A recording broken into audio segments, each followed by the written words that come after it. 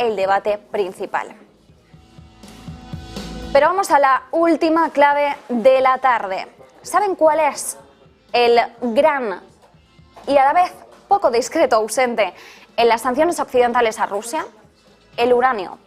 La energía nuclear no ha aparecido hasta el momento en los distintos paquetes, aunque la administración Biden ha estado tentada durante mucho tiempo a sancionar a Rosatom, la estatal nuclear rusa.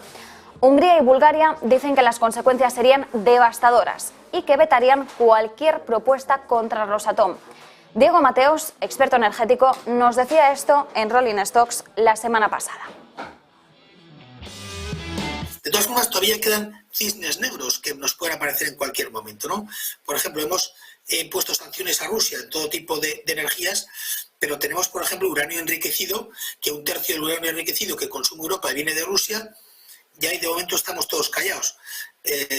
Si a Putin le da por también cortar el chorro, o nosotros somos tan insensatos de ponerle sanciones al uranio enriquecido, pues tendríamos un problema energético añadido, sobre todo Francia, que depende mucho nuclear, y España, por ejemplo, tiene reservas de uranio enriquecido para año y medio. Es decir, podemos agrandar el problema. A mí lo que está sorprendiendo de Europa es que muchas de las medidas que ha tomado han sido tiros en el pie. Por ahora hay poco consenso entre Estados Unidos y sus aliados sobre hasta qué punto sería sabio tomar la decisión de sancionar el uranio ruso. La imposición de sanciones en la política internacional, esto hay que tenerlo muy claro, siempre tiene que sopesarse frente a la posible respuesta de la otra parte. Es de cajón. Ya se asumieron los riesgos en el caso del tope al crudo ruso, pero en el caso de la energía nuclear, el grado de interdependencia es mucho mayor, al igual que son mucho mayores los riesgos de interrupciones en las cadenas de suministro globales. Las consecuencias podrían extenderse mucho más allá del impacto económico inmediato y tener repercusiones catastróficas, incluido el compromiso de la seguridad nuclear. Y además hay que tener en cuenta que Rosatom es un jugador de gran dominio mundial. Representa aproximadamente la mitad de las exportaciones de nuevas construcciones nucleares del mundo y en torno a un tercio del mercado de combustible nuclear. Rusia lo sabe perfectamente, que sus respuestas a cualquier posible sanción tendrían impactos, como decimos, devastadores en el sector de energía nuclear de Estados Unidos y de Europa. Y Occidente también lo sabe. Rusia todavía suministra el 14% del consumo de uranio enriquecido de Estados Unidos.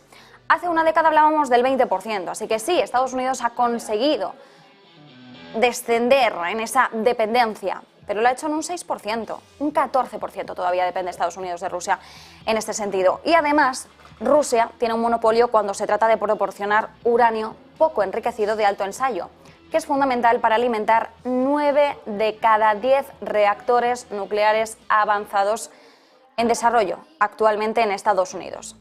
¿Qué ocurre con el viejo continente? Bueno, pues en Europa la participación de Rosatom es casi una cuarta parte en algunos países como Bélgica, que depende de Rusia hasta en un 40% de sus importaciones de uranio.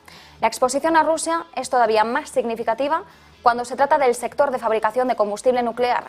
Si Rosatom cortara el suministro de combustible nuclear para los reactores VER 440, una vez que se agotara la reserva actual de combustible, detendría la generación de energía en todos los reactores nucleares de Eslovaquia y Hungría, la mitad de los reactores de la República Checa y más del 20% en Finlandia.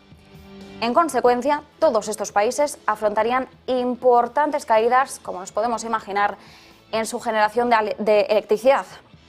Hasta ahora sí que es cierto que el Kremlin ha evitado utilizar la influencia de Rusia en el sector de la energía nuclear para responder a las anteriores sanciones sobre la energía, pero unas sanciones directas en el frente nuclear, aunque fuesen simbólicas, desde luego podrían desatar la ira de Putin, podrían provocar que el presidente ruso recurriese a una buena reprimenda, algo que desde luego no quieren afrontar ni Estados Unidos ni Europa, bueno, todo Occidente en su conjunto.